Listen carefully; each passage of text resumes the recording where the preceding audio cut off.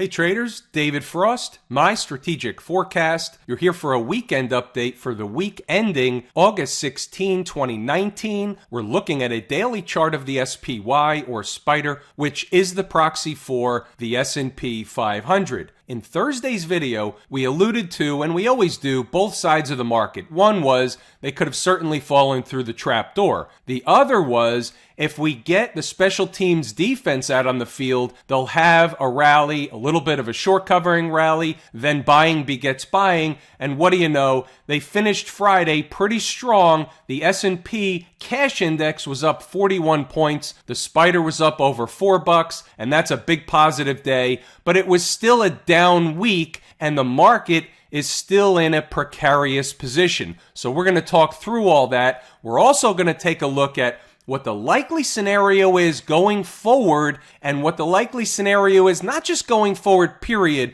but going forward in the short run, intermediate, and longer run. Let's take a look at this daily chart, and then we'll look at other charts, obviously. But first, we'll start here, and let's just take it from a visual perspective. What's the first thing that jumps out at me? And it's the same thing on this chart that keeps jumping out, which is the fact that this is a little bit sloppy, but essentially the daily chart is making, and it's a little bit manufactured, but the concept is a bear flag pattern, a bear wedge pattern, some kind of pattern that says we're likely to go lower. However, we need to continue to understand that there's two sides to the market. There's a lot of people out there that don't want this market to fall. The majority of people out there don't want this market to fall. A few days ago, we discussed the media. The media needs a bull market because they sell ad space. The mutual fund managers need a bull market because they have assets under management. That's how they get paid, both in assets under management and on performance if you're actually the fund manager. So obviously there's hedge funds out there that short the market.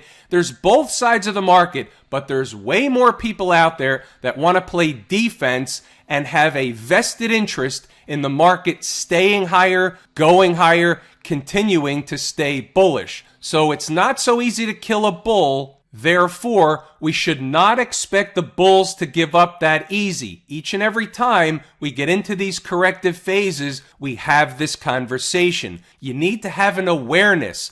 The awareness is twofold. A, likely story is we have lower prices ahead. But also, a very, very likely story is we can certainly have more panic buying on our hands. Picture this. We wake up Monday morning, or you take a look at the futures Sunday night, and some piece of news hit or some excuse happens to drive the market up again, and all of a sudden you wake up Monday morning and we're up another 30, 40 handles in the S&P. That changes the short-term market participants' short-term outlook. They get bullish. They want to hop on board. The market's job is to make as many traders and investors look like fools as much of the time as possible. That's just the way the market works. Think about it in these terms. Just over the last couple of days, what was the discussion down here? We had a huge down day.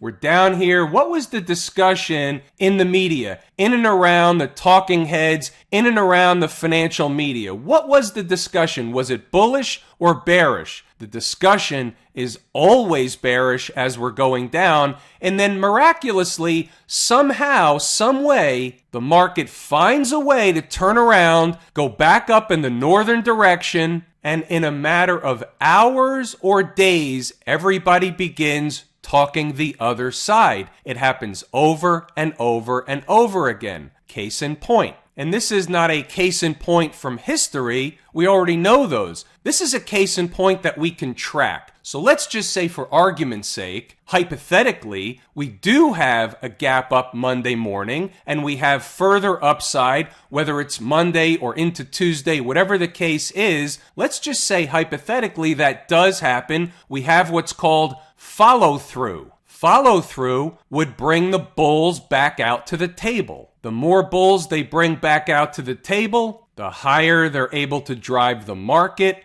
the more the sentiment changes, everybody becomes bullish, and then what happens? They hit it again. So that being said, let's draw out a couple of schematics of what might happen, what could happen, or what's likely to happen over the next several days and even weeks. Here's one scenario, and it's a very obvious scenario. You wake up Monday, you have a gap down, next scene shows you're going like this, headed for 275 at some point in time, likely sooner than later. Once these lows down here are broken, it's going to be a very, very tough call for the bulls to save the market at that point. We've been down here 3 times. The 4th time, I'm not so sure they're going to be able to play a solid goal line defense. So that's scenario number 1. Scenario number 2 is we're back to this big down move here, and then you have somewhat of a bear flag pattern forming. So it's sloppy, it's not exactly in the range I just drew. It's from a conceptual standpoint. We don't know exactly where this rodeo ride is going to take the market,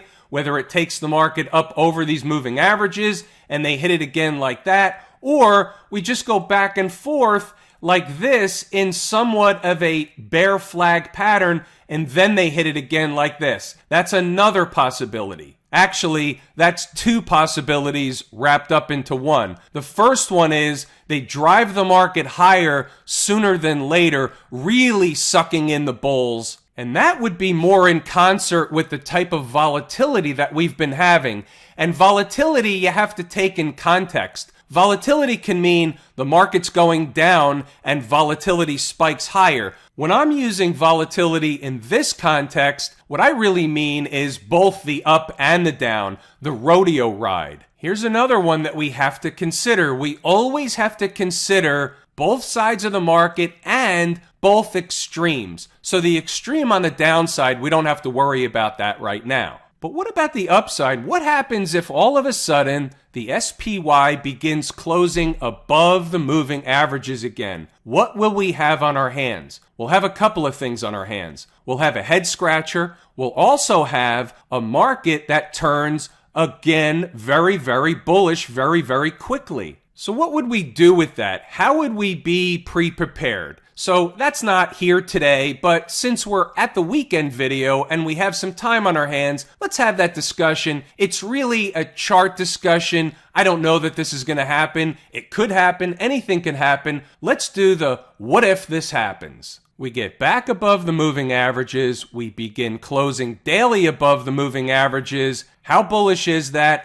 And where does the market really get back into the mode of nothing to see here, there are no problems, new highs are coming? I thought about that one for a while because I wanted to have that discussion. So here's what I came up with. It's a little esoteric, but it's what I have today. It would obviously be refined if and when we did get up to that level, that area, that price zone, if this all happened. This is a total hypothetical, but it is the bull case. In the event that the market is trading up there, we have to flip over and scale back or kind of pan back a little bit and look at the weekly chart. So here's what I'm looking at. So we always focus in on the thing that jumps out at the chart. So if I'm looking for a bull case, and I'm not looking for or not looking for one case or the other, I'm just saying if I'm looking for the bull case, if the market is up there, how would I determine, how would I tell, what would make me comfortable that the market was really bullish? Here's what I came up with. So let's take a look at what we have. So the market is going up, up, up like this. We gap up from here, all right? And now all of a sudden we begin consolidating. It looks like the market wants to make another run higher. It looks like a continuation move is in process. However, the market collapses and that doesn't happen. Fair enough. So what I'm looking at is what happens if we got back into that process of where we consolidated or were trying to consolidate to make another push higher, but only collapsed. The way that I have to look at that is if all of a sudden the market was back up here in this zone and we had a weekly close. That's very important. Let me repeat that. If we had a weekly close back up in that area, I have to consider that somewhat of a recapture, quote unquote. Now again, this is a hypothetical. It's a what if. Back to the daily chart for a second, but the what if is necessary because we've read this book before. We've seen crazy stuff happen in the market. Large swings in both directions. When the shorts cover, panic buying ensues, and they can send the S&P up 50, 75, 100 handles over a day or two. We've seen it before. We're going to see it again. We've got to be prepared for both sides of the market. Let me circle back to the bear case for a second. If we wake up to a gap down, the flip side of what we just discussed, and by the way, the flip side of what we just discussed is an extreme.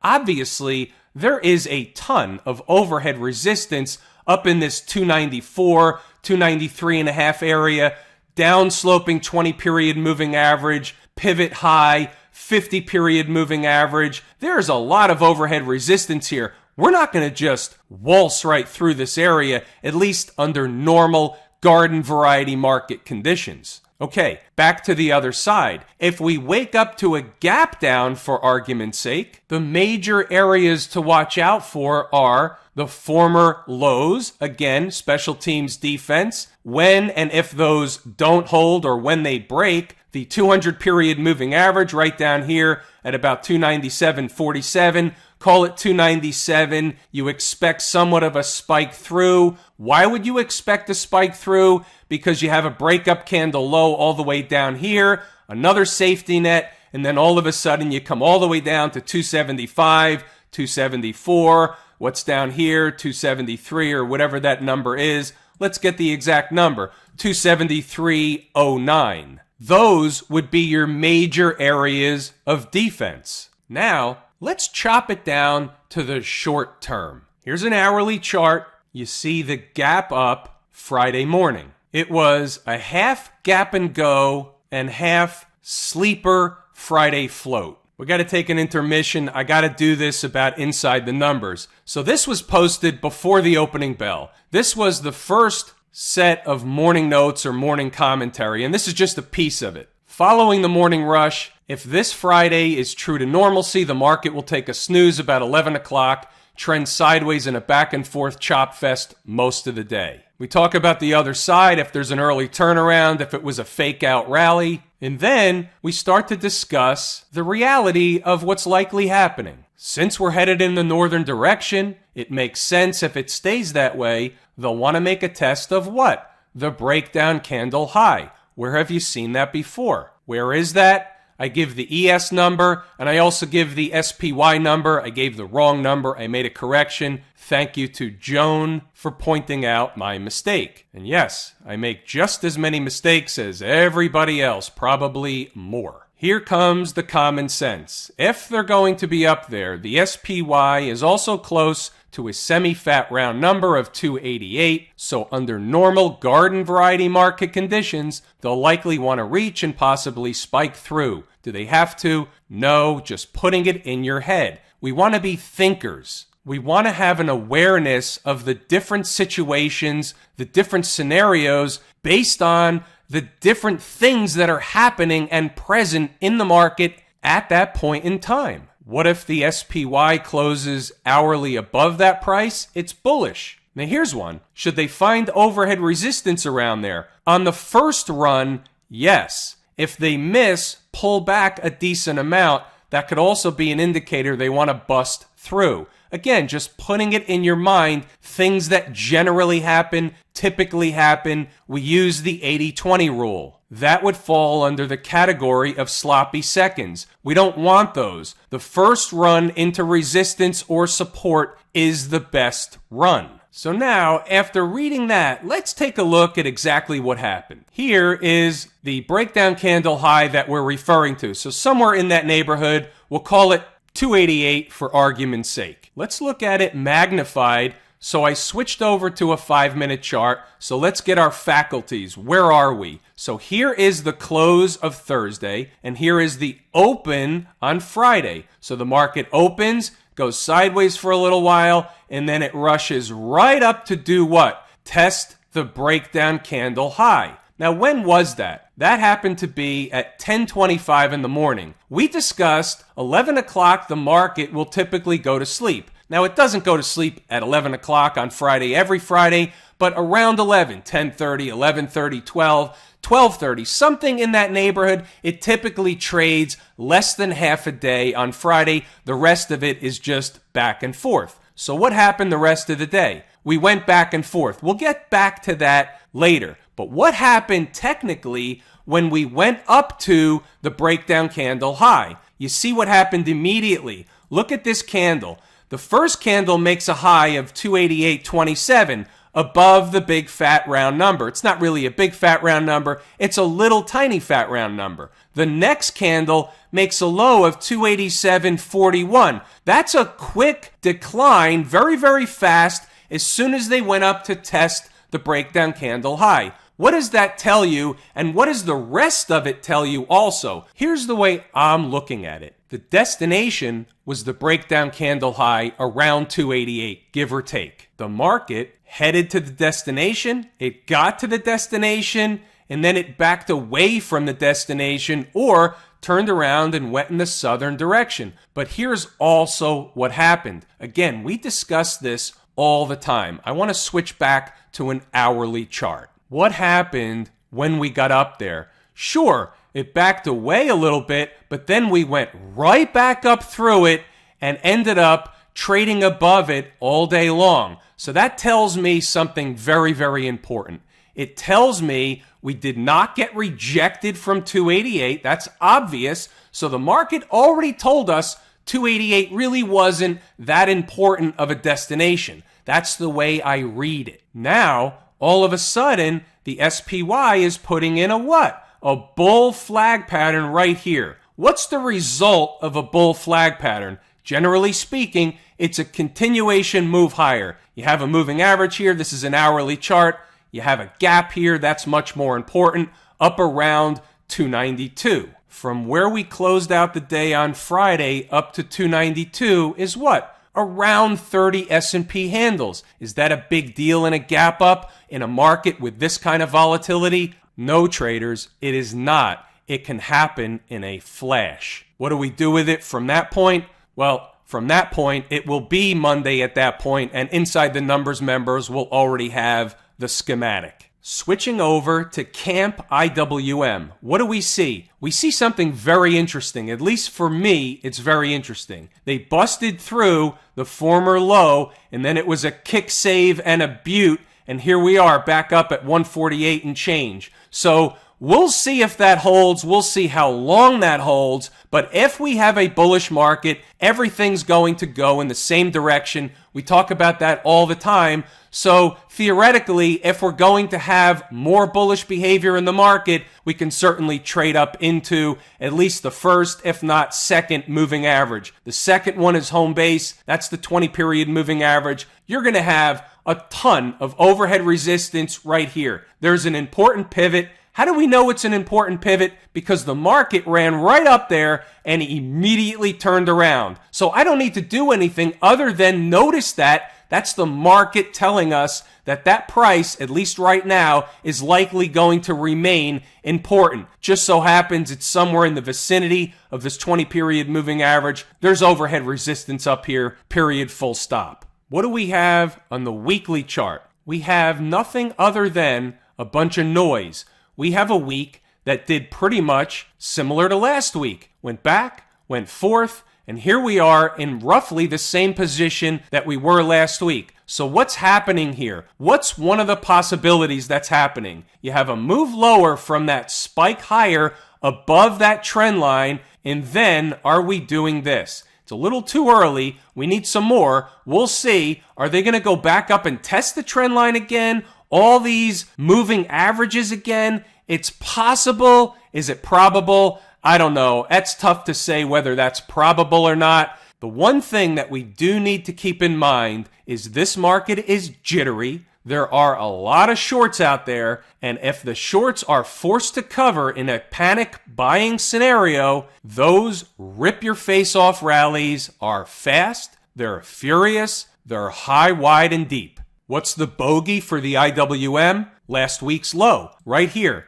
The low happens to be 144.79. Any weekly close below that, even a daily close below that, and it's probably lights out. Making a stop down at the transportation department, same chart. Very interesting. My second favorite market leading indicator, the IWM, is the first favorite market leading indicator. Same deal. They busted the low. It was a kick save and a butte, and the chart looks almost identical. It is a little bit spooky. Here's the weekly chart. We're going to go with it's bearish. It's in a downtrend. We can certainly have rallies. We certainly will have rallies, but it's bearish in a downtrend until and unless we have a weekly close back above those moving averages for starters. Anything doing out in Silicon Valley? Not really. It's much of the same story that we just told with the SPY. Same rules apply. You can pretty much insert the QQQ chart in the conversation we just had with the SPY. How about the XLF? Another pretty decent indicator across markets. Now this is interesting. We have the transports that had a kick save and a butte by spiking the low. We had the IWM that had a kick save and a butte by spiking the low. And the XLF, did it spike the low or did it make an equal or double bottom? So the low here is 25.92, and you know I know the answer. The low here is 25.92. Are there any accidents or coincidences in the market? I think not. Come on. What they're doing right now to investors, to traders, is typical. It's also classified in technical terms as torture. This is what happens in these corrective phases. We move from the market making as many traders and investors look like fools as much of the time as possible to torture. The SMH, do we see anything different here? Not really. We have this, we have a bear flag pattern, and we certainly can come up to the moving averages. If the market has a rip your face off rally, we can certainly have somewhat of the same routine we just discussed with the SPY and the Qs, but right now, this is what we have. In this market, we have to have an awareness. You have to have an awareness that the rip your face off rallies are coming. They're coming when you least expect it. And here's the best part. You can generally see them begin to unfold on the shorter term charts. That's why we use chart after chart after chart. And with that, folks, I will pull the ripcord here. I am David Frost, my strategic forecast. Thanks for tuning in for another episode of Common Sense Market Analysis.